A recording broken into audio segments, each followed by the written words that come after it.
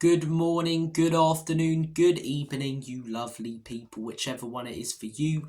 Welcome back to Lilywhite Lane. I hope that you're all having a really good Saturday and weekend, wherever you are in the world, and whatever you are planning to get up to. Now, over the last few weeks, I've watched Timo Werner for Spurs, and off the ball, I think he's been mustard. I really do. He's been very positionally aware, making good runs, getting himself into good positions. But then the geezer gets the ball and he can't play a pass to save his life. He can't hit a barn door. He doesn't own shooting boots. You know the old phrase, oh, he didn't have his shooting boots on today. Timo Werner just doesn't have any. He doesn't have a pair of shooting boots. The guy cannot score, let alone, get a shot on target at the minute to save his life. It was shown against Man United. It was shown against Ferencvaros. It's been shown over the last few weeks for Spurs since Heung-min Son's been missing. And all his off-the-ball work, in my opinion, goes out the window if you're that bad of a player with the ball at your feet at a professional level. But Ange had some comments to make about this in his press conference yesterday. I'm going to read them out, then I'm going to dissect them and give my thoughts and opinions on them. It was 14 days ago these questions were being asked about Brennan. It's where we are in this world. We just think he's missed 2 chances and he's hopeless. He's not hopeless. In terms of his general play, I think his last 2 games have been really good for us. He's been taking on players and getting in the right areas.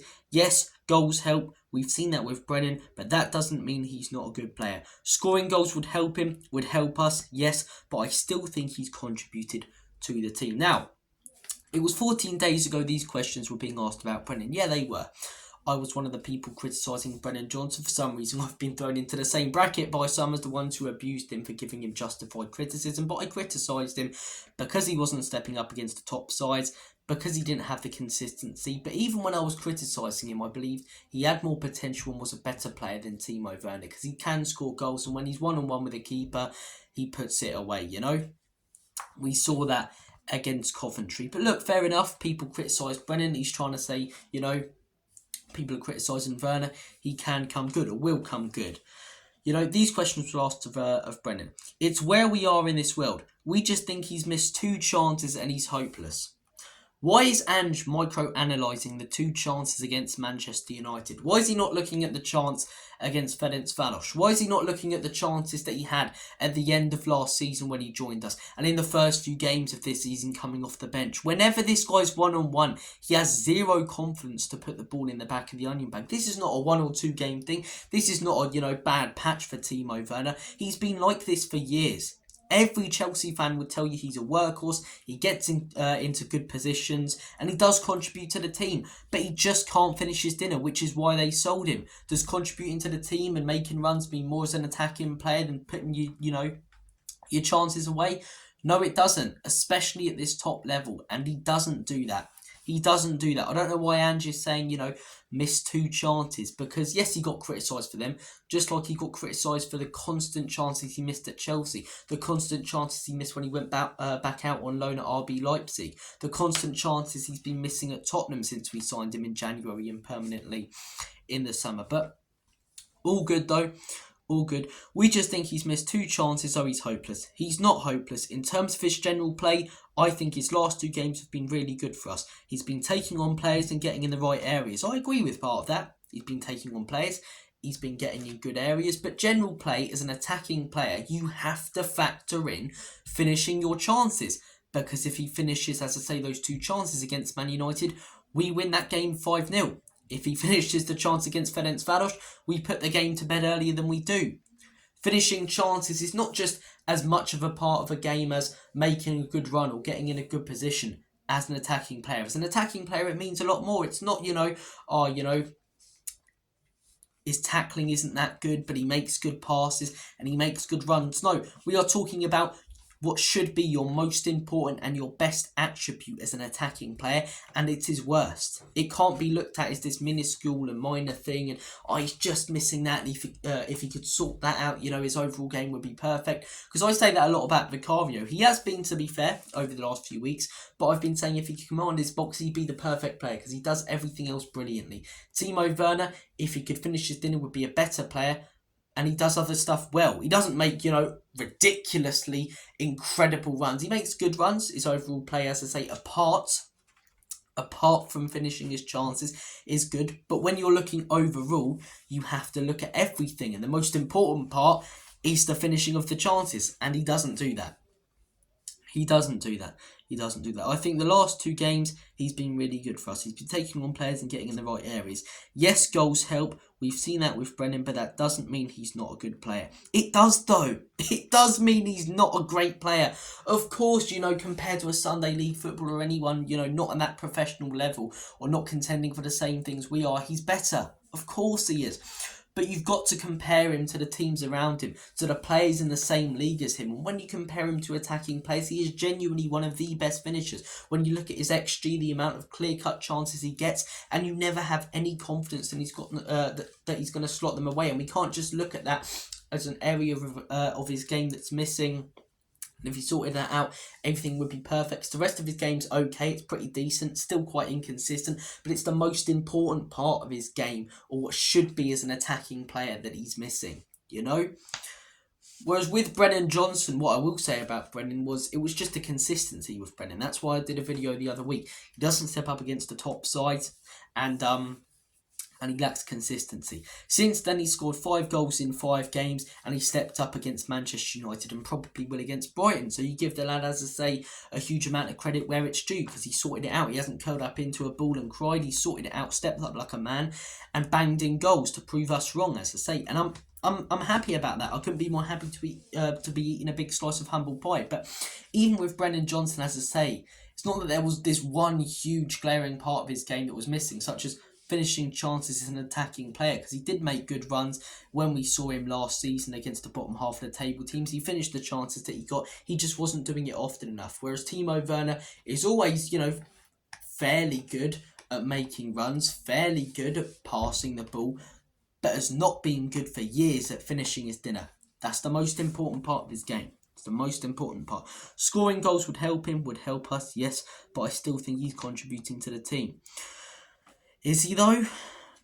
Do we still win that Manchester United game 3-0? Or maybe by more if Mikey Moore plays? Yeah, probably. He's getting into good positions. He's making good runs. Okay, fair enough. A lot of other players do the same thing.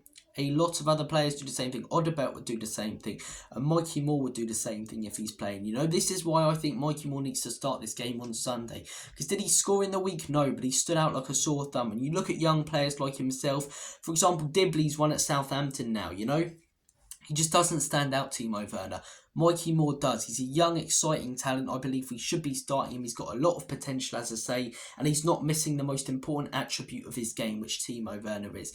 Ange Postecoglou, I agree with part of what he said in this press conference about, a lot of his plays being quite good. He's making good runs. He's taking players on. But he's missing the most important part of his overall game, which should be, as I say, what he's best at. And it's his worst part. And every time he misses these chances, his confidence is going to go down. And players aren't going to want to play him through. I've played football, not at a high level or anything, but I've played football. When a player keeps missing chances, you're not going to pass to him as much as the guy who keeps scoring them. That's common sense. So these great runs might end up meaning nothing because people aren't going to want him playing through, because these great runs that he's making are to get through, and then when he gets through, he doesn't put the ball in the back of the net. So these great runs, a lot of them that he's making are pointless because they're not leading to anything, Statistically, he's one of our worst players at his football club, and you've got to be brutal at top level sport. I'm sure he's a nice guy, but he's not good enough for this club right now. Mikey Moore is. He's an exciting young talent. Play Mikey Moore.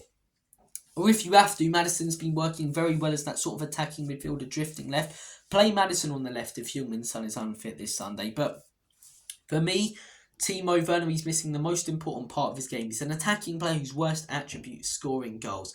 It's not good enough. Yes, he makes good runs, but those good runs are to lead to finishing chances, which he doesn't do. Those passes, as I say, are meant to lead to it being passed back to him in a good position where he doesn't finish chances.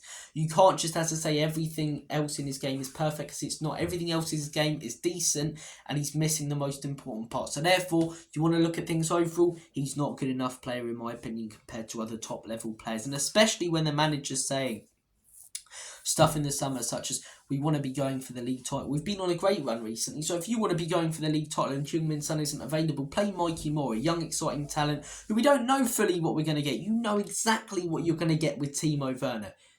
Exactly what you're going to get. He'll make good runs, but they won't lead to anything, because if he gets spotted, as I say, he'll miss the chance. Few good passes, but he's lacking the most important part of his game. Go out there in January and sign a top level winger. If we want to be a serious club contending for trophies, contending for league titles, Timo Werner is simply not good enough. If we want to be a club contending for Europe, Timo Werner, we can praise his great runs. If we want to be a club in a relegation battle, we can talk about how good of a player Timo Werner is and how finishing his chances doesn't mean anything, because, as I say, he's playing a huge part in the team. But we've been good recently. We've been on good form. Yes, he started a few of those games, but we've not been winning partly because of him. We've been winning, in my opinion, despite him. You know, what did he do in that Man United game, really? He made good runs. Okay, so he brought out players, distracted them to give the other attacking players more space. Yeah, but also at the same time, he's making those runs to try and get the ball. And whenever he took on a player, he would lose it every time.